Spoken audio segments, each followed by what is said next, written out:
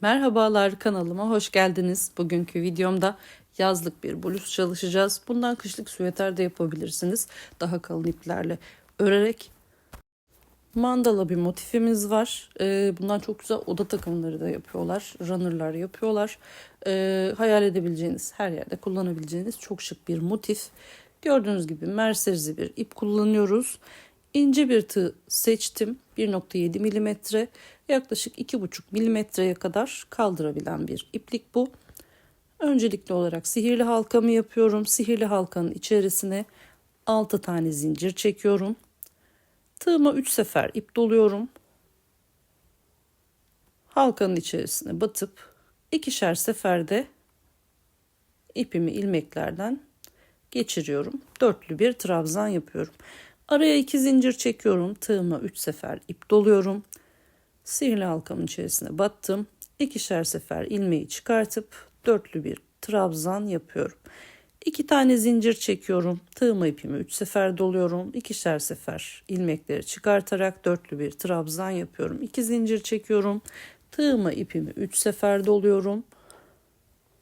Ve yine sihirli halkamın içerisine batıp ikişer sefer çıkartarak dörtlü trabzan yapıyorum. Bu işlemi toplam 15 sefer yapıyorum. Ve başlangıçta 6 zincirim vardı. Bununla birlikte 16 tane dörtlü trabzan elde etmiş oluyorum. Şimdi kalan trabzanları örelim. Aralarda ikişer zincirle ve en son 2 zincirimizi çekip başlangıçtaki 4. zincirin içerisine ilmek kaydırıp ilk sıramı tamamlıyorum. İpimi de gizlemeye devam ediyorum.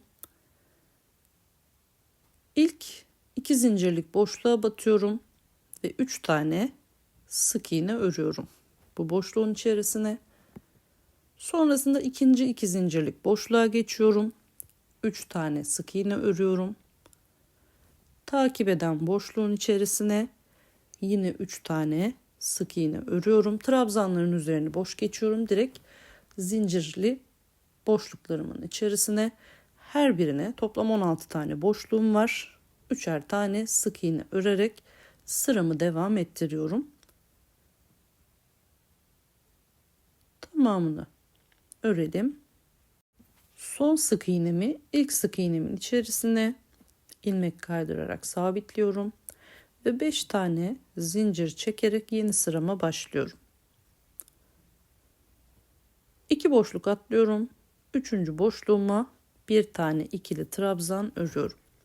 3 tane zincir çekiyorum. 2 boşluk atlıyorum. 3. boşluğumun içerisine bir tane ikili trabzan örüyorum. 3 tane zincir çekiyorum. 2 boşluk atlıyorum. 3. boşluğumun içerisine bir tane ikili trabzan örüyorum.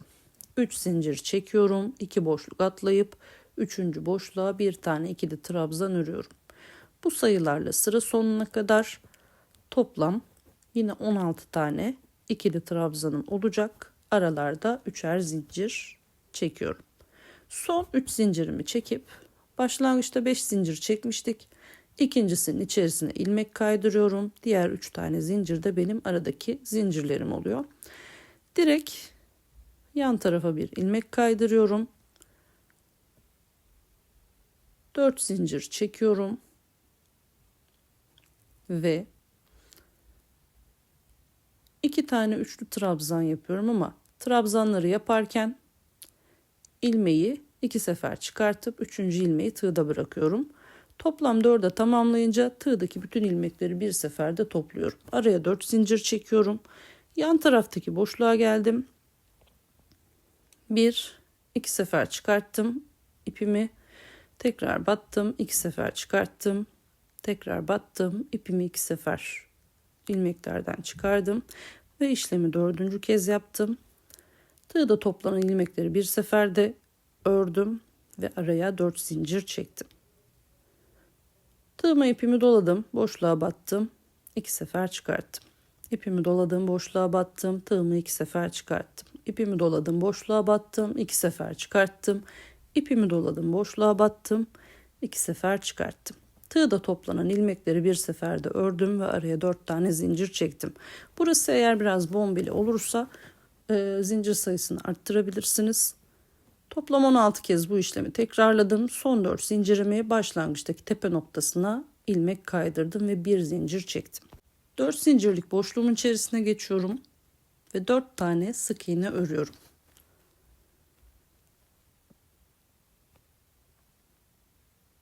Oluşturduğum tepe noktasına bir sık iğne örüyorum. Zincirin içerisine 4 tane sık iğne örüyorum.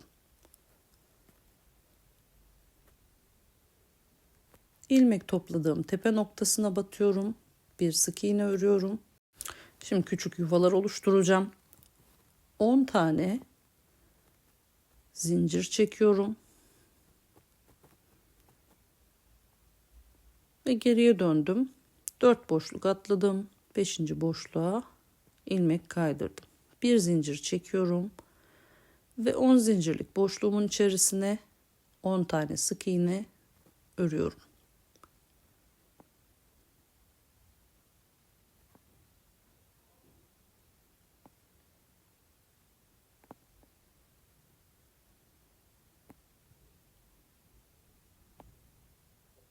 Onuncu sık iğnemi ördükten sonra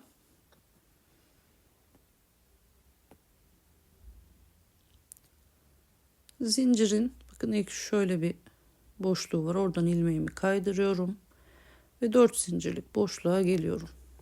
1 2 3 4 tane sık iğne örüyorum. Tepe noktasına bir sık iğne örüyorum. Boşluğa 4 tane sık iğne örüyorum.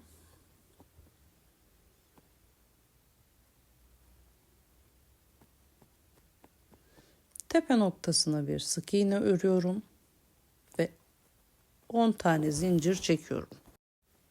İkinci yuvamı oluşturacağım.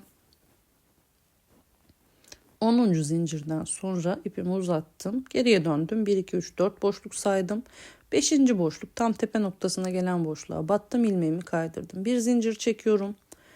10 zincirlik boşluğun içerisine 10 tane sık iğne örüyorum.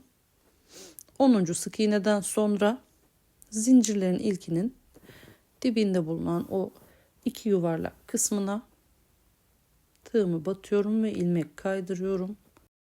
Bunu yapma sebebim yandaki boşluğa daha yumuşak bir geçiş yapmak. Şu kısma tığımı battım, ilmeğimi kaydırdım. Yine yandaki 4 zincirlik kısma geldim. 4 tane sık iğne örüyorum. Tepe noktasına bir sık iğne örüyorum. Ve bu şekilde sıra sonuna kadar devam edeceğim. Toplam 8 tane yuvam oluşmuş olacak. 8. yuvada son sık iğnemi ördüm.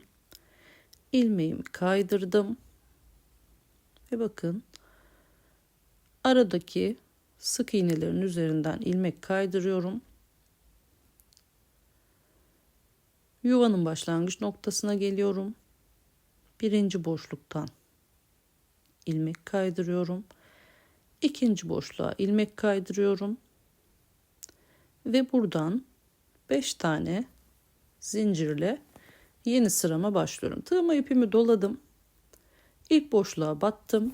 Bir tane üçlü trabzan yapıyorum. Bunu daha uzun durmasını isterseniz tığınıza ipi 2 sefer dolayın.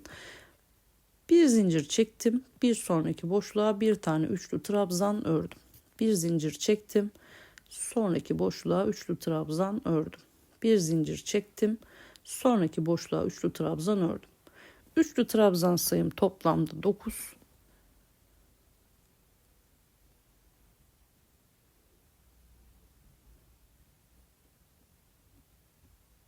Başlangıçta bir zincir çekip 10 tane sık iğne yaptığımız için 11 tane bizim o V şeklimiz tepe noktamız oluyor. O yüzden sağdan ve soldan da birer tane boşluk kalmış oluyor.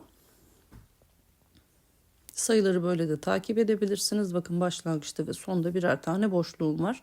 Tığıma ipimi doladım. Diğer yuvada ilk boşluğu atladım. İkinci boşluğun içerisine battım. Bir tane üçlü trabzan ördüm. Bir zincir çektim. Yandaki boşluğa battım. Üçlü trabzan ördüm. Bir zincir çektim. Yandaki boşluğa bir tane üçlü trabzan ördüm. Bir zincir çektim.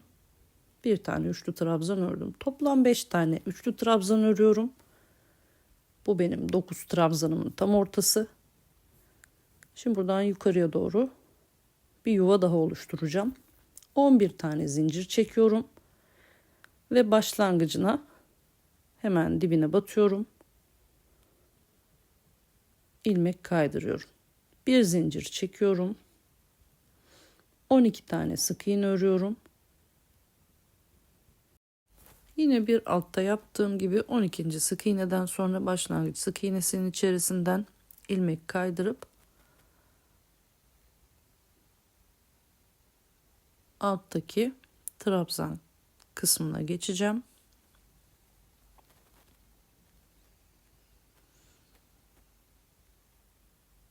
Bakın trabzan bağlantısında şu kısma batıyorum, ilmeğimi kaydırıyorum. Bir zincir çekiyorum. İlk boşluğa battım. Bir tane üçlü trabzan örüyorum. Bir zincir çekiyorum. Diğer boşluğa batıyorum. Üçlü trabzan örüyorum. Bir zincir çekiyorum. Takip eden boşluğa üçlü trabzan örüyorum ve bir zincir çekip yine takip eden boşluğa bir tane üçlü trabzan örüyorum.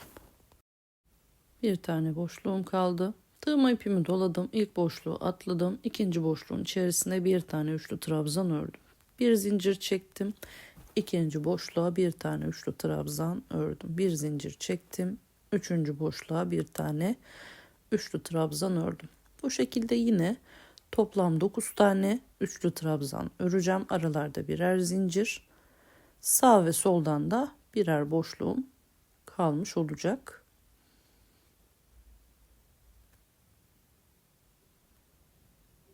Kare bir motif olduğu için az önce bir köşe oluşturmuştum. Bir sonraki yuvanın üzerinde yine aynı şekilde bir köşe oluşturacağım. Toplamda 4 tane bu yeni yuva olan kısımlardan olacak. Tamamını örelim ve şeklimiz böyle olacak. İlmeğimi kaydırdım 4. zincirimin içerisine ve ilk boşluğa ilmek kaydırdım. 3 zincir çektim, ikinci boşluğa sık iğne ördüm. 3 zincir çektim, üçüncü boşluğa sık iğne ördüm. 3 zincir çektim, dördüncü boşluğa sık iğne ördüm.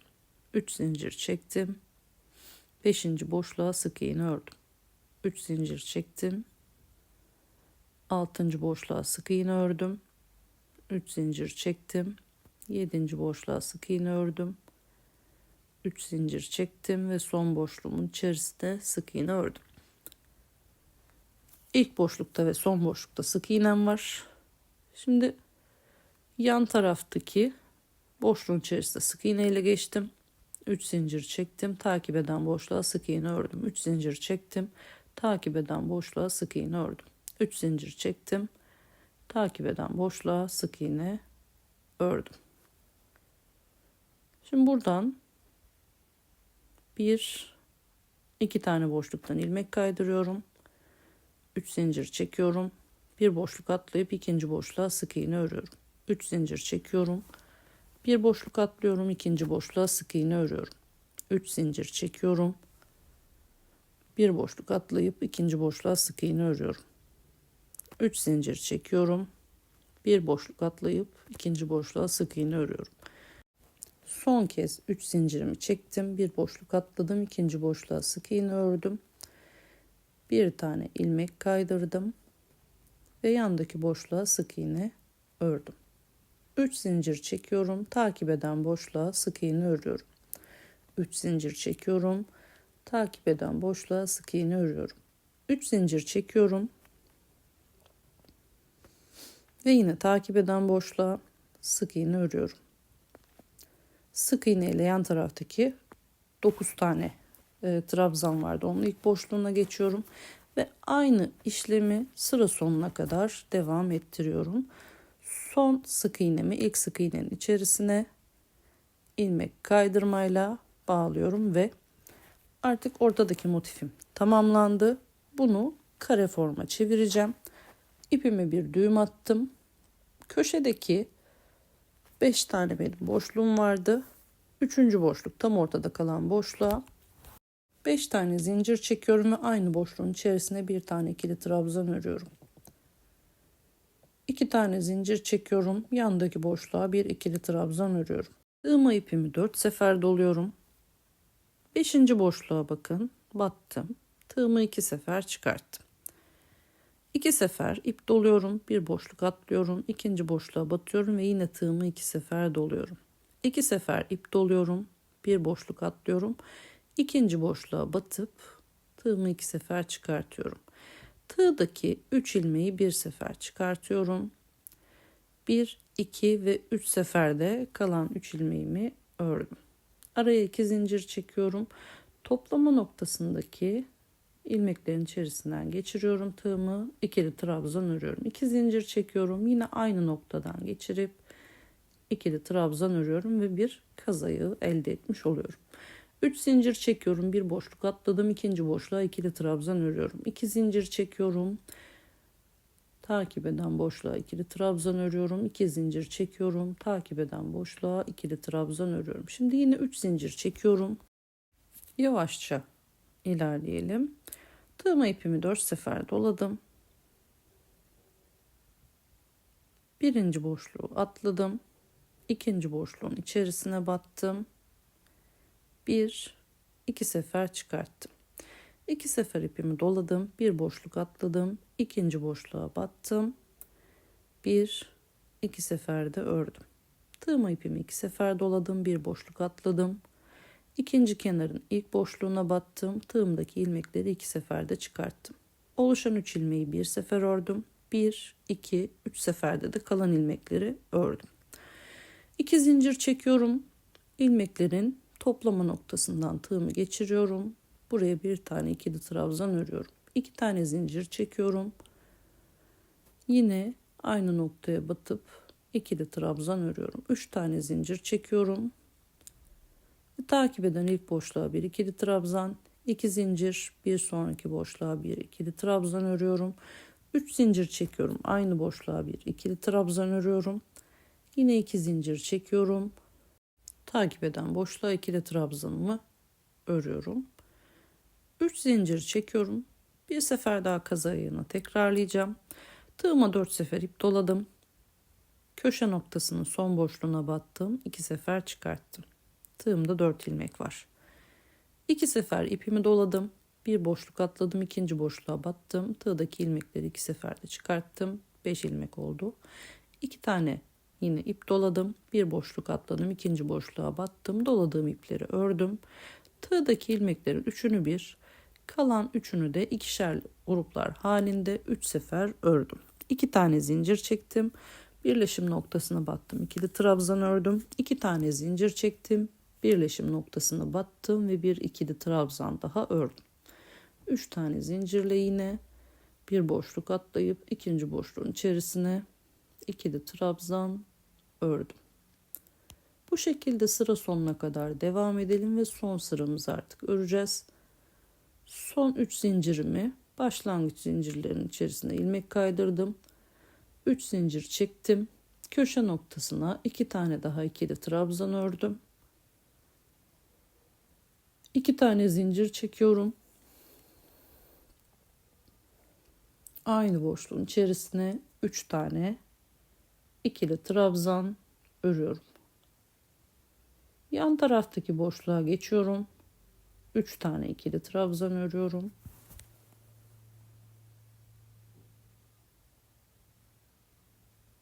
Ve yine yan taraftaki boşluğa geçiyorum.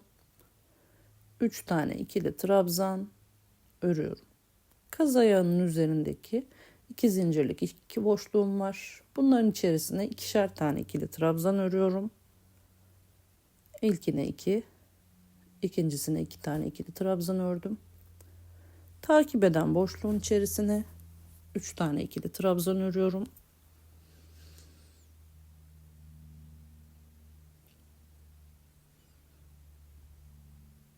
Takip eden boşluğa 2 tane ikili trabzan örüyorum. Takip eden boşluğa 2 tane ikili trabzan örüyorum. Takip eden boşluğuma 3 tane ikili trabzan örüyorum. Yine kaz ayağının üstüne geldim. İlk boşluğa 2 tane ikili trabzan örüyorum. İkinci boşluğuma yine 2 tane ikili trabzan örüyorum. Hemen yandaki boşluğuma 3 tane ikili trabzan örüyorum. Köşeye gelmeden önceki son boşluğum. Buraya da 3 tane ikili trabzan örüyorum. Köşe boşluğuma geldim. 3 tane ikili trabzan, 2 tane zincir, 3 tane ikili trabzan örüp ikinci köşemi de tamamlıyorum. Aynı sayılarla diğer kenar ve köşeleri de örmeye devam edelim. Ve artık birleştirme işlemini yapacağız. Önce şablonu paylaşacağım. Sonrasında da birleştirilmiş hali.